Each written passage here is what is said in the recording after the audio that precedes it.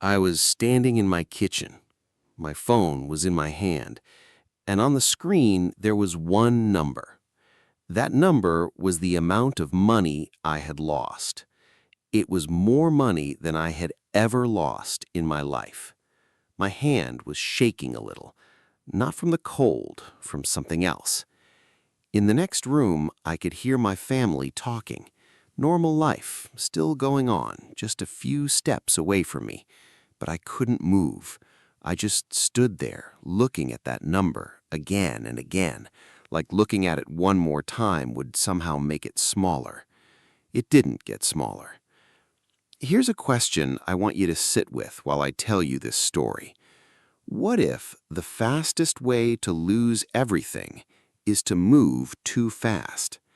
I didn't understand that question yet, not on that day, but I would learn it slowly over the next year of my life. Let me take you back to where this really started. A while before that day in my kitchen, I started noticing something. It was everywhere.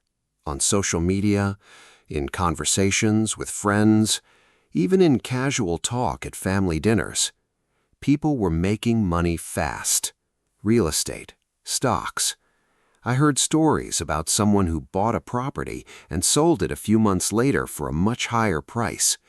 I heard about someone else whose stocks doubled in just a few weeks. At first, I just listened to these stories, but slowly something started to grow inside me, a feeling. Maybe you know this feeling too. It's the feeling that everyone else is moving forward and you are standing still. I didn't want to stand still. I wanted to move too. So I made a decision.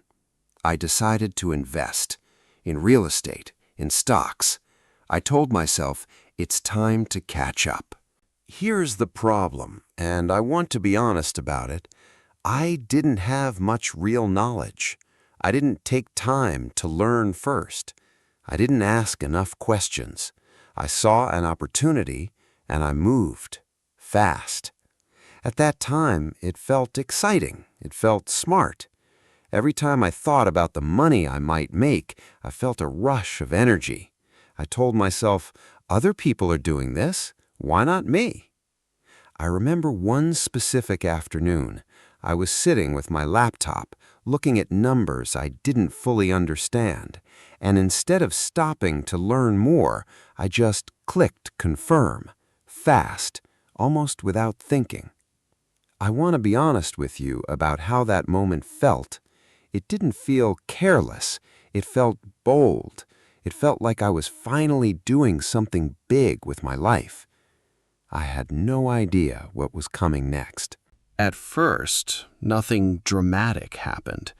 The market moved a little, up and down the way it usually does. I checked my phone often. Every time a number went up, even a little, I felt a small, warm rush in my chest. But then, things started to shift. The value dropped, slowly, week after week. I remembered the sound my phone made every morning when I opened the app, a small, quiet sound. It used to feel exciting. Now it made my stomach tighten before I even looked at the screen. At first, I told myself, it will come back, just wait. So I waited. It didn't come back. It got worse. I started checking my phone at strange hours. Late at night, in the dark, the light from the screen too bright for my tired eyes. I kept hoping for good news. Instead, I watched the number get smaller and smaller. My sleep changed during this time.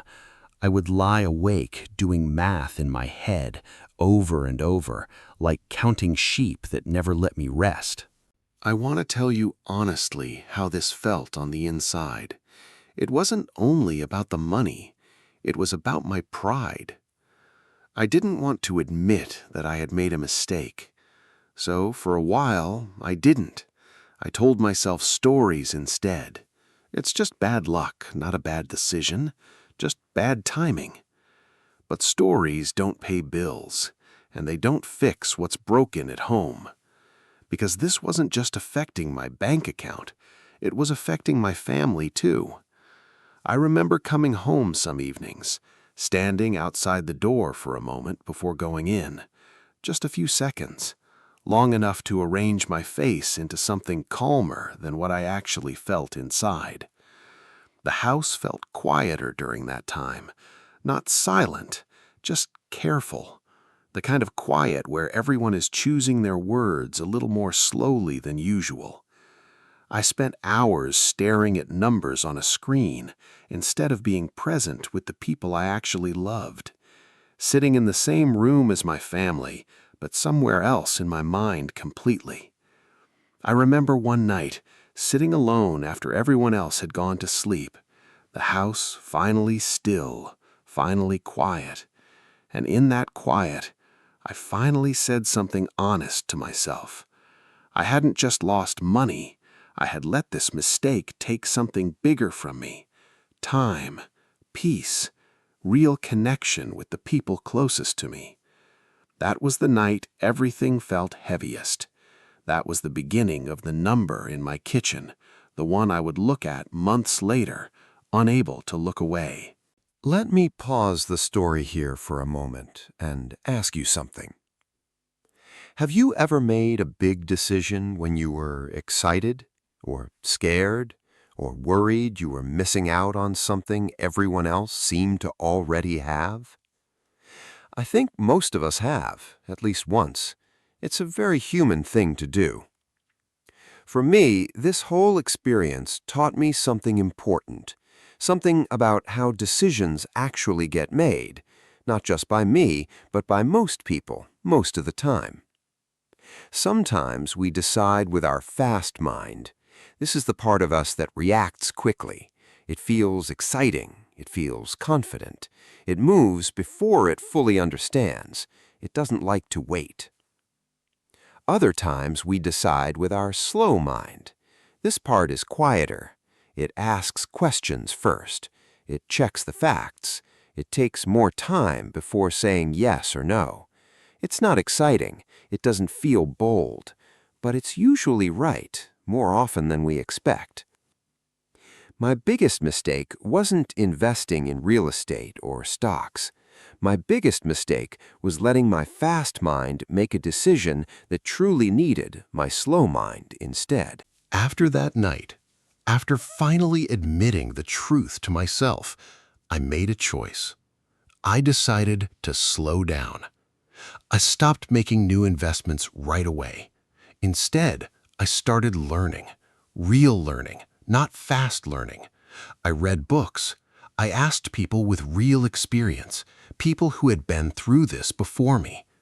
I studied exactly what went wrong, honestly, without making excuses for myself anymore.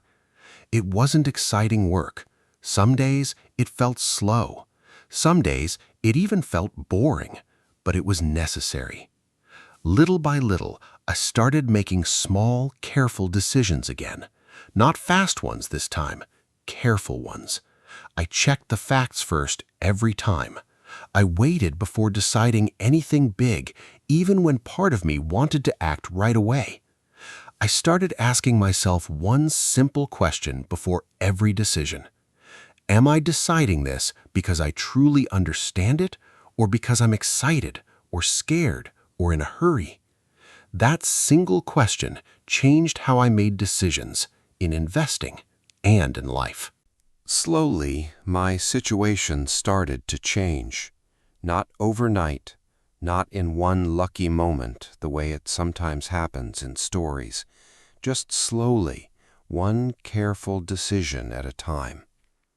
The money didn't come back quickly, but it started coming back, steadily, the way trust comes back after it's been broken, piece by piece. And something else came back too, something I didn't expect. The conversations at home became easier again. The worry in the house started to fade. I found myself present again, actually present, instead of lost in numbers on a screen.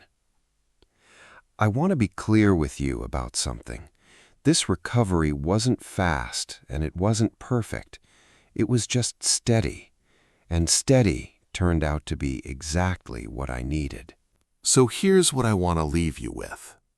It's not wrong to want more for yourself. It's not wrong to see other people doing well and want that kind of success too. That's a very natural thing to feel. But the biggest decisions in our lives, the ones about money, about family, about our future, deserve more than excitement. They deserve real calm. Every important decision should be made when you are truly calm, not when you're excited, not when you're afraid of missing out.